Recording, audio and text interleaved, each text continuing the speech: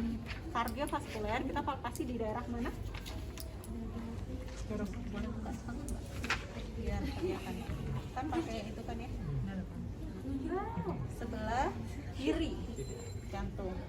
Nah, ini biasanya daerah PMI itu di mana?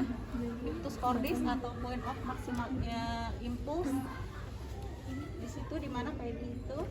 Sela 3/5 mid Mid clavicula, sela 3/5 mid clavicula. Atau kalau pada laki-laki biasa di bawah sini ya. Nah, ini bisa kita raba dulu di daerah sini. Yang mana impuls atau ada getaran nggak, yang bukan getaran, kayak impuls ya, apa sih namanya, detak ya, yang besar. Nanti sambil kita lihat yang mana paling tinggi.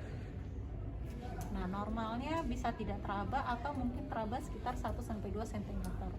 Kalau dia rabanya agak melebar ke samping, bisa jadi masalahnya di kardiomegali.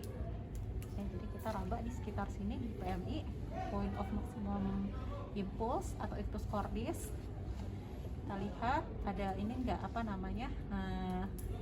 detaknya seperti apa, ada pembesaran atau tidak.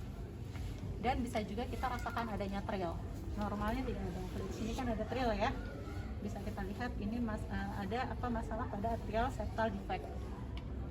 Normalnya tidak ada. Oke. Nah, ini palpasi. Kemudian palpasi yang selanjutnya udah palpasi itu aja sih biasanya. Ya PMI, yang mana impuls yang paling kuat, kita lihat normalnya bisa tidak ada, apalagi pasiennya gendut, itu biasanya suka nggak teraba. Kalau dia kurus biasanya akan teraba. Gitu. Normalnya 1-2 cm di impulsnya, tapi kalau dia melebar itu menandakan adanya apa tadi? Kardiomegali. Kemudian yang selanjutnya adalah perkusi. Nah, sebenarnya perkusi jantung di sini kan tujuannya untuk melihat batas jantung ya. Itu agak sulit dan kita tidak merekomendasikan untuk melihat batas jantung dengan perkusi. Karena ya tadi selain sulit, nanti hasilnya jadi nggak bias gitu. Ya, karena jantung lebih rekomendasikan dengan menggunakan ronsen toraks CTR gitu. Kalau kita mau lihat pembesaran jantung atau batas jantung, ya kalau misal perkusi sebenarnya tidak direkomendasikan. Tapi kalau di sini tekniknya bagaimana melakukan perkusi, mulai dari sebelah kanan kita perkusi sampai nanti akan terdengar bunyi dullness. Mulai ada dullness ke arah sini. Nah, kemudian batas sampingnya juga ini bisa kita perkusi.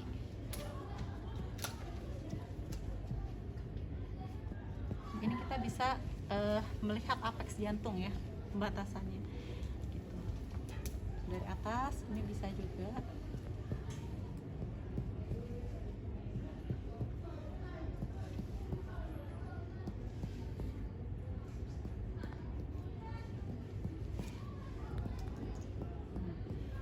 Sebenarnya nanti bisa kita tandain, cuma ya tadi saya bilang kalau untuk melihat perkusi atau batas jantung atau besarnya jantung tidak direkomendasikan menggunakan perkusi. Jadi langsung aja CPR ya, pakai ronsen toraks. Perhitungan CPR mungkin kayaknya minggu depan deh ya, karena kan bareng sama EKG. Itu untuk melihat besarnya jantung, batas jantung. Selanjutnya setelah perkusi kita lakukan auskultasi.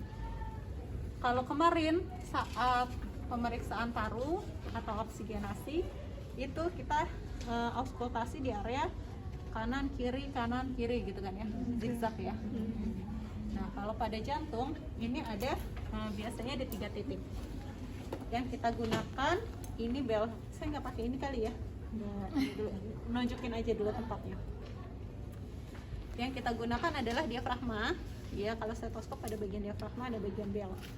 Biasanya kalau untuk nada rendah gitu, misalnya suara murmur itu kan biasanya halus. Nah, itu bisa kita gunakan bel lebih jelas ya. Tapi kalau untuk sekedar apa tadi melihat mendengar auskultasi suara jantung, kita bisa menggunakan diafragma dulu. Di mana saja titik-titiknya? Di 4 titik, yaitu di katup mitral, trikuspid, pulmonal, dan aorta. Mitral itu ada di mana? Di situ ada di bukunya tuh. CS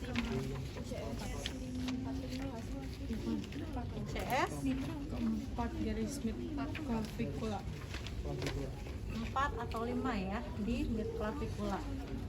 Berarti sama sebenarnya titiknya tadi PMI. Ini mitral, mid clavicula tengah berarti kan ya. Clavicula. Ini kita mendengar suara katup mitral. Nah, terus trikuspid di mana? 3, 4, 5 dekat sternum. Dekat sternum. Berarti sini ya. Nah, ini katup trikuspid. Terus di mana lagi? Pulmonal. Pulmonal itu di mana? 2 kiri samping sternum. Ya. Berarti sini ya. Satu lagi aorta di interkosta 2 kanan. Jadi bisa ini kita lihat raba berapa titiknya. Tapi Ya. tadi yang ini bukannya agak nggak dekat sternum? Dekat sternum gimana? Yang pulmonal kayak lebih jauh gitu nggak tadi? Oh, kiri. Ya kan Kejauhan kalau ini kan maksudnya kayak di ya? sini, ini kenapa nggak di sini gitu? Dia ICS 2 di Kanan. Enggak, di dekat samping sternum di sini. Tapi kiri. Iya kiri, ini kan kanan, ini kirinya bukan harus kanan. Oh, maksudnya deketan sini. Iya, tadi saya kayak kok kesini kayak gitu agak ya? jauh iya Oh gitu. iya, oke. Ya, boleh di sini dekat sternum di ICS 2 biasanya kan dia agak di atas.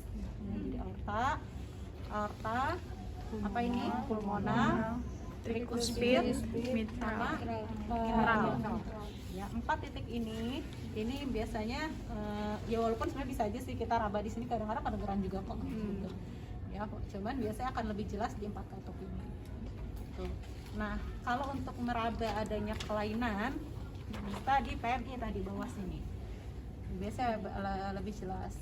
Bisa pakai diafragma atau tadi kalau misalnya agak kita udah notes nih kayaknya ada yang beda gitu ya suaranya, boleh ini kita pakai bel. Jangan lupa kalau bel itu kita perlu ganti ya, diputar ya. Kita pakai bel. Ya di PMI atau terus cordis. Point of maximum impulse.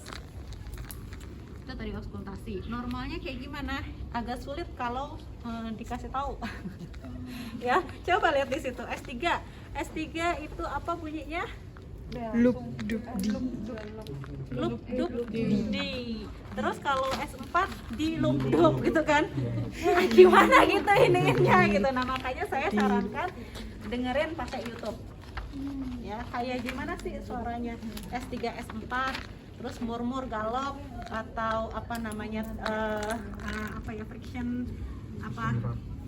friction rate biasanya di itu di Paru-paru. Nah itu trail kayak gimana gitu perabaannya, tapi itu biasanya nggak pakai auskultasi sih. Ya jadi bunyi-bunyi auskultasi saya sarankan nanti dengerin dulu di YouTube.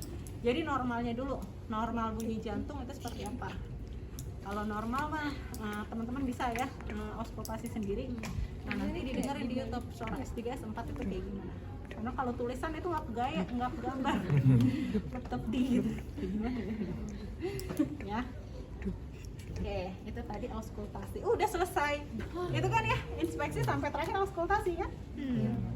Ada lagi nggak kira-kira? Yang tadi ada yang ke skip nggak? Nggak ada. Murmur, nah ini kan ya. Paling ini nanti boleh dicari misalnya. Sebenarnya kan ini nanti akan ada narsumnya juga ya. Kayak misalnya kalau S3 galop gitu, itu biasanya karena apa ya masalahnya? Murmur itu masalahnya biasanya karena apa? Itu kita bisa nanti teman-teman coba cari. Kayaknya di sini ada juga nggak sih di buku kerjanya? Harusnya ada nggak sih? Nggak ada ya? Adanya ada deh. Ini LPM. Oh di LPM. Nah, biasanya ini kelainannya karena apa? Oh, ada nih bunyi Ada nih. tambahan. Karakteristik mekanisme penyakit kondisi. Penyakit kondisi. Nah, harusnya udah ada di situ ya. Misalnya murmur diastolik, itu karena apa biasanya kelainannya. Nanti kalau bunyinya dengerinnya di YouTube aja. Karena nggak jelas kalau di sini. Sebenarnya kita punya phantom heart Iya. dan jantung ya. Ada. Nah, itu kan kita mau denger nih katanya. Ya udah